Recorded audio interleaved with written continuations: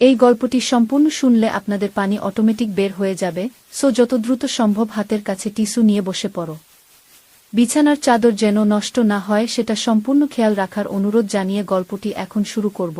তার আগে সর্বশেষ অনুরোধ, দয়া করে এমন পানি বের করার গল্প নিয়মিত শুনতে আমাদের চ্যানেলটি সকলেই সাবস্ক্রাইব করুন। ধন্যবাদ।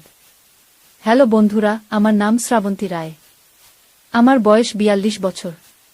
আমার স্বামীর নাম অনিন্দ রায়, বয়স ৪৫ বছর। আমাদের ২ সন্তান, অর্ণব আর দীপা। অর্ণব ১৯ বছর বয়সী, কলেজে পড়ে। দীপা ১২ বছর বয়সী, স্কুলে যায়। আমাদের শহরে বোমাদের একটি ফ্যাশন শো হচ্ছিল চ্যারিটির জন্য। আমাকেও অংশগ্রহণ করতে বলা হয়েছিল। আমার শ্বশুর অজিতবাবু ছিলেন প্রধান বিচারক। শোতে আমি প্রথম পুরস্কার পেয়েছিলাম। শো শেষে একটি আফটার পার্টির আয়োজন করা হয়েছিল। সবাই মদ্যপান করে মেতে উঠেছিল। আমি একটু ক্লান্ত বোধ করছিলাম, তাই বাইরের বারান্দায় একা দাঁড়িয়েছিলাম, ঠান্ডা হাওয়া খাচ্ছিলাম। হঠাৎ পেছন থেকে অজিতবাবুর কণ্ঠ শুনতে পেলাম। তুমি আজ সবার চেয়ে সুন্দর লাগছিলে গু। আমি ঘুরে দাঁড়াতেই দেখি তিনি আমার দিকে তাকিয়ে হাসছেন। ধন্যবাদ শ্বশুরবাবু, আমি হাসি দিয়ে উত্তর দিলাম। তিনি একটু কাছে এলেন, হঠাৎ পকেট থেকে একটি আংটি বের করলেন। আমি ভাবলাম, এই লোকটা কত বিকিত। তার নিজের ছেলের স্ত্রীকে চাইছে। আমি ভয়ে আর ঘৃণায় কাঁপতে লাগলাম। কিন্তু আমাকে শক্তি দেখাতে হবে, নইলে এই লোকটার কাছে আমি হেরে যাব। আপনি ভুল করছেন, আমি দৃঢ় কণ্ঠে বললাম। আমি কখনোই আপনার প্রস্তাব গ্রহণ করব না। আমি অনিন্দকে ভালোবাসি, আমার বাচ্চাদের ভবিষ্যৎ নিয়ে ভাবি। আপনি আমাকে যতই ভয় দেখান না কেন, আমি আমার সিদ্ধান্ত বদলাব না। তিনি একটু চুপ থেকে বললেন, ঠিক আছে, তাহলে দুবাইতে পৌঁছে দেখা যাক। তারপর তিনি একটা ঘুমের বড়ি খেয়ে ঘুমিয়ে পড়লেন। আমি ভাবতে লাগলাম কিভাবে এই বিপদ থেকে বাঁচব। বিমান যখন দুবাই এয়ারপোর্টে ল্যান্ড করল, আমি ঠিক করলাম যে কোনোভাবেই অজিতবাবুর সাথে হোটেলে যাব না। মাথায় একটা প্ল্যান এলো। বিমান থেকে নামার সময় আমি জানালার ধারে বসা যাত্রীদের একজনকে ধাক্কা দিলাম। ওহ সরি, আমি বললাম। সেই যাত্রী বিরক্ত হয়ে গেল, আমরা বের হতে দেরি হল। এই ফাঁকে আমি ইমিগ্রেশন লাইনে গিয়ে অজিতবাবু থেকে দূরে দাঁড়ালাম। আমার কাছে যেহেতু নিজের পাসপোর্ট ছিল না, আমি ইমিগ্রেশন অফিসারকে বললাম, আমার পাসপোর্ট আমার শ্বশুরের কাছে আছে, আমি খুঁজে পাচ্ছি না। অফিসার আমাকে একপাশে নিয়ে গেলেন। ম্যাডাম, আপনি একটু অপেক্ষা করুন, আমরা দেখছি। আমি একটা সিদ্ধান্ত নিলাম। অফিসারকে ডেকে বললাম, স্যার, আমি একটা বিপদে আছি। আমার শ্বশুর আমাকে জোর করে এখানে নিয়ে এসেছেন। তিনি আমাকে আমি কাঁদতে শুরু করলাম। অফিসার আমাকে একটা রুমে নিয়ে গেলেন। সেখানে একজন মহিলা অফিসার ছিলেন। আমি তাদের সব কিছু খুলে বললাম। প্রথমে তারা বিশ্বাস করেননি, কিন্তু আমি তাদের দেখালাম আমার ফোনে অজিতবাবুর ভয়েস রেকর্ডিং, বিমানে যেটা আমি লুকিয়ে রেকর্ড করেছিলাম। আমি ভারতে ফিরে যেতে চাই, আমার 2 বাচ্চা সেখানে আছে। আমি তাদের অনুরোধ করলাম। মহিলা অফিসার আমাকে আশ্বস্ত করলেন, চিন্তা করবেন না, আমরা আপনাকে সাহায্য করব। এমন কেসেস আমরা আগেও দেখেছি। তারা অজিতবাবুকে আটকে রাখলেন। আমি জানি না তারা তাকে কি বলেছিলেন, কিন্তু পরের দিনই আমাকে একটা ফ্লাইটে ভারত পাঠিয়ে দিলেন। আমি বোনকে ফোন করে বললাম, আমি ফিরে আসছি। সে বিশ্বাসই করতে পারেনি। যখন আমি ভারতে পৌঁছালাম, এয়ারপোর্টে অর্ণব আর দীপা আমার জন্য অপেক্ষা করছিল। তাদের দেখে আমার চোখে জল এসে গেল। আমি তাদের জড়িয়ে ধরলাম। মা, তুমি এত তাড়াতাড়ি ফিরে এলে? অর্ণব জিজ্ঞেস করল। হ্যাঁ, কাজটা আর করতে হলো না, আমি বললাম। আমি এখনো পুরো সত্য বলতে পারিনি তাদের। বাড়ি ফিরে দেখি অনিন্দ নেই। বোন বলল, সে তার বাবার সাথে কথা বলার পর থেকেই খুব বিচলিত হয়ে আছে, ঘন্টা 2 আগে বেরিয়ে গেছে কোথাও। আমি বসে ভাবছিলাম, অনিন্দকে কি বলবো, কিভাবে বলবো? তার বাবার বিষয়ে এমন কথা সে কি বিশ্বাস করবে? হঠাৎ দরজায় শব্দ হলো। অনিন্দ ফিরে এসেছে। আমাকে দেখে সে অবাক হয়ে গেল। শ্রাবন্তী, তুমি? বাবা? কোথায় বাবা? আমি তাকে বললাম, তোমার বাবা এখনো দুবাইতে আছেন গু। কিন্তু তুমি কেন ফিরে এলে? Modelling contract? অনিন্দ, আমি তোমাকে একটা গুরুত্বপূর্ণ কথা বলতে চাই। আমি জানি তুমি হয়তো বিশ্বাস করবে না, কিন্তু এটা সত্যি গু। আমি তাকে সব কিছু বললাম, শুরু থেকে শেষ পর্যন্ত। ফ্যাশন শোর আফটার পার্টি থেকে শুরু করে দুবাইতে যাওয়া, সব কিছু। আমি তাকে ভয়েস রেকর্ডিংও শোনালাম। অনিন্দ স্তব্ধ হয়ে বসে রইল। তার চোখে বিশ্বাস, অবিশ্বাস, রাগ, অপমান সব একসাথে দেখা দিচ্ছিল। সে উঠে দাঁড়িয়ে বাড়ির বাইরে চলে গেল। আমি তাকে ডাকলাম, কিন্তু সে শুনল না। তারপর থেকে 2 ঘন্টা কেটে গেছে, সে এখনো ফেরেনি।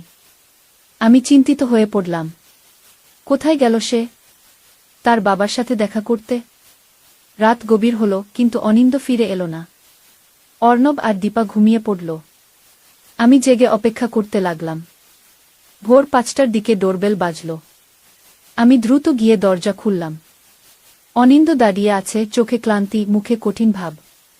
চলো, সে বলল। কোথায়? আমি জিজ্ঞেস করলাম। পুলিশ স্টেশনে। কি? আমি অবাক হয়ে গেলাম। কেন? আমি বাবার বিরুদ্ধে অভিযোগ দায়ের করেছি। তোমাকে তোমার বক্তব্য দিতে হবে। আমি বিশ্বাস করতে পারলাম না। অনিন্দ সত্যিই আমাকে বিশ্বাস করেছে, তার বাবার বিরুদ্ধে দাঁড়িয়েছে। আমি তার হাত ধরে বললাম, তুমি সত্যিই আমাকে বিশ্বাস করো? হ্যাঁ, করি, সে দৃঢ়তার সাথে বলল। আমি গত কয়েক ঘন্টা বাবার পুরনো ব্যবহার নিয়ে ভাবছিলাম। এটা প্রথম নয় যে তিনি অন্য মহিলাদের প্রতি অনুচিত আচরণ করেছেন। আমি ভাবতাম এগুলো গুজব। কিন্তু এখন আমি বুঝতে পারছি তিনি সত্যিই একজন অসুস্থ মানুষ। পুলিশ স্টেশনে গিয়ে আমি আমার বয়ান দিলাম। পুলিশ বলল তারা অজিতবাবুকে ফিরে আসার পর জিজ্ঞাসাবাদ করবে। কেসটি তার বিরুদ্ধে গুরুতর। ধর্ষণের চেষ্টা, অপহরণের চেষ্টা, মানসিক নির্যাতন, এসব চার্জ। 2 দিন পর অজিতবাবু ভারতে ফিরে এলেন। তার চেহারা বদলে গেছে, অহংকারী চাহনি আর নেই। তিনি সরাসরি আমাদের বাড়িতে এলেন। অনিন্দ দরজা খুলে তাকে দেখে বলল, কি চান আপনি?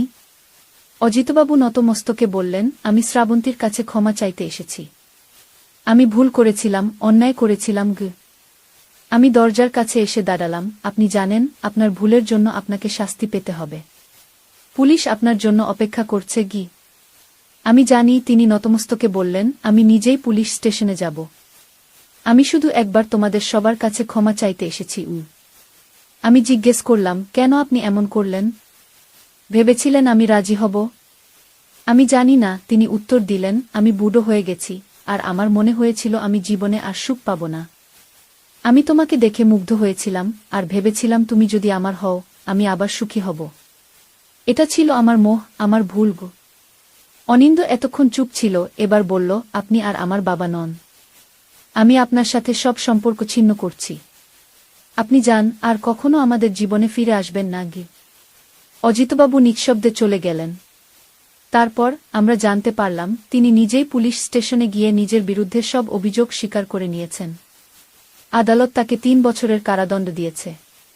এই ঘটনার পর আমাদের জীবন আর আগের মতো রইল না। অনিন্দ আর আমি আরও কাছাকাছি এলাম। তার আগে আমাদের মাঝে যে দূরত্ব ছিল তা কমে গেল। সে বুঝতে পারল পরিবারের চেয়ে বড় কিছু নেই। আমরা অজিতবাবুর বাড়ি থেকে চলে এলাম, নতুন জায়গায় নতুন বাড়িতে উঠলাম। অনিন্দ নতুন ব্যবসা শুরু করল, যেটা ধীরে ধীরে জমে উঠল। অর্ণব আর দীপাকে আমরা সব কিছু বুঝিয়ে বললাম। তারা প্রথমে কষ্ট পেয়েছিল, কিন্তু পরে বুঝতে পেরেছিল কেন এটা প্রয়োজন ছিল। এই ঘটনা আমাকে শিখিয়েছে, জীবনে কখনো কোনো বিপদ এলেও সত্যের পথে থাকলে শেষ পর্যন্ত জয় হয়। আমি যদি সত্য লুকিয়ে রাখতাম, হয়তো আমার জীবন ধ্বংস হয়ে যেত। কিন্তু আমি সাহস করে সত্য বলেছিলাম, তাই আজ আমি সুখী। আজ 5 বছর পর আমরা সবাই ভালো আছি। অর্ণব কলেজ শেষ করেছে, চাকরি করছে। দীপাও বড় হয়েছে, এবার কলেজে ভর্তি হবে। অনিন্দ আর আমি আমাদের নতুন জীবন নিয়ে সন্তুষ্ট। আমার মনে হয় কখনো কখনো জীবনে এমন পরীক্ষা আসে, যেখানে আমাদের মূল্যবোধ, আমাদের সাহস, আমাদের প্রেম পরীক্ষিত হয়। সেই পরীক্ষায় যারা সফল হয় তাদের জীবন আরও সুন্দর হয়ে ওঠে। আমার জীবনে সেই বিপদ এসেছিল, আর আমি তাকে সাহসের সাথে মোকাবেলা করেছিলাম। আজ আমি গর্বিত যে আমি সত্যের পথে ছিলাম, আর সেই সত্যই আমাকে রক্ষা করেছে। হয়তো জেতার পুরস্কার দিচ্ছেন, কিন্তু তিনি যা বললেন তাতে আমি অবাক হয়ে গেলাম। এটা আমার স্ত্রীর আংটি। অজিতবাবু বললেন, আমি চাই তুমি এটি পরো, কিন্তু বৌমা হিসেবে নয়, আমার দ্বিতীয় স্ত্রী হিসেবে। আমাকে বিয়ে করবে? আমি তখন বিশ্বাস করতে পারলাম না যে আমার শ্বশুর সত্যিই আমাকে এমন প্রস্তাব দিচ্ছেন। আমার শাশুড়ি মারা গেছেন মাত্র 6 মাস হল, আর এখন তিনি তার পুত্রবধূকেই বিয়ে করতে চাইছেন। আমি কি স্বপ্ন দেখছি? শ্বশুরবাবু, আপনি কি বলছেন? আমি তো অনিন্দর স্ত্রী, আপনার পুত্রবধূ, আমি কাঁপতে কাঁপতে বললাম। তিনি আমার হাতে সেই আংটি ধরিয়ে দিয়ে আমার কানে কানে বললেন, অনিন্দ তোমাকে খুশি করতে পারে না, আমি জানি। তুমি আমার সাথে থাকলে অনেক সুখী হবে। অনিন্দকে আমরা বলে দেব যে আমাদের এক পারিবারিক ব্যবসা আছে দুবাইতে, সেখানে তোমার থাকা দরকার। আমি স্তব্ধ হয়ে গেলাম। পুরো ব্যাপারটা আমার কাছে অবিশ্বাস্য মনে হচ্ছিল। আমার মনে প্রশ্ন জাগল, এর আগে কি তিনি আমার দিকে দৃষ্টি দিয়েছিলেন? কখনো কি আমি বুঝতে পারিনি? আমি কি এতটাই অন্ধ ছিলাম? আমি কোনো রকমে ওখান থেকে পালাতে চাইলাম। আমি তাকে বললাম, শ্বশুরবাবু, আমি ভাবছি আমার অর্ণব আর দীপার জন্য। ওরা বাড়িতে একা আছে, আমার দেরি হয়ে যাচ্ছে গি। আর তোমার স্বামী? তার জন্য ভাবছ না? তিনি ঠোঁটের কোণে একটু হাসি নিয়ে জিজ্ঞেস করলেন। অবশ্যই, আমি দ্রুত উত্তর দিলাম। অনিন্দ আমার অপেক্ষায় আছে গি। তিনি একটা দীর্ঘশ্বাস ফেলে বললেন, ঠিক আছে, আজকের মতো তোমাকে যেতে দিচ্ছি। কিন্তু আমার প্রস্তাব সম্পর্কে ভেবে দেখো। এই আংটিটা তোমার কাছেই রাখো গো। আমি আংটিটা নিতে অস্বীকার করলাম, কিন্তু তিনি জোর করে আমার হাতে তুলে দিলেন। আমি যত তাড়াতাড়ি সম্ভব সেখান থেকে চলে এলাম। আমার হৃদয় ধড়ফড় করছিল, পেট থেকে যেন একটা ঠান্ডা স্রোত বয়ে যাচ্ছিল। বাড়ি ফিরে আমি নিজের রুমে তালা দিয়ে বসে রইলাম। অনিন্দ ব্যবসার কাজে বাইরে ছিল, আজ রাতেই ফিরবে। অর্ণব আর দীপা ঘুমিয়ে পড়েছিল। আমি কাউকে কিছু বলার সাহস পাচ্ছিলাম না। শ্বশুরের প্রস্তাব নিয়ে কাকে বলবো? অনিন্দকে? সে তো বিশ্বাসই করবে না। আমার অবস্থা এমন ছিল যে আমি নিজেও বিশ্বাস করতে পারছিলাম না। সারারাত আমি ঘুমাতে পারলাম না। ভাবতে লাগলাম, এটা কি সত্যিই ঘটেছে নাকি আমি কোনো দুঃস্বপ্ন দেখছি? সকালে উঠে দেখলাম টেবিলের উপর সেই আংটিটা রয়েছে। তাহলে এটা সত্যি ঘটেছে। পরের দিন সকালে অনিন্দ ফিরে এলো। আমি ঠিক করলাম তাকে সবকিছু বলবো। কিন্তু তার সাথে কথা বলার আগেই শ্বশুর ফোন করলেন। আমি দেখলাম অনিন্দর মুখ গম্ভীর হয়ে গেল। ফোন রেখে সে আমার দিকে তাকিয়ে বলল, শ্রাবন্তী, তোমাকে 2 সপ্তাহের জন্য দুবাই যেতে হবে। বাবার একটা বিজনেস ডিল আছে, তোমার সাহায্য চাই। আমি স্তব্ধ হয়ে গেলাম। ঠিক যেমন শ্বশুর বলেছিলেন সেভাবেই ঘটনা ঘটছে। অনিন্দ কিছুই জানে না যে তার বাবা কি পরিকল্পনা করেছেন আমাকে নিয়ে। আমি যাব না, আমি দৃঢ়ভাবে বললাম। কেন? কি হয়েছে? অনিন্দ অবাক হয়ে জিজ্ঞেস করল। আমি ঠিক করলাম সব কিছু বলে দেব। তোমার বাবা কাল আমাকে। আমি বাক্য শেষ করার আগেই ডোরবেল বেজে উঠল। কে এসেছে এই সকালে? দরজা খুলে দেখি স্বয়ং অজিতবাবু। আমি ভয়ে কাঠ হয়ে গেলাম। তিনি একটা বাক্স হাতে নিয়ে এসেছেন।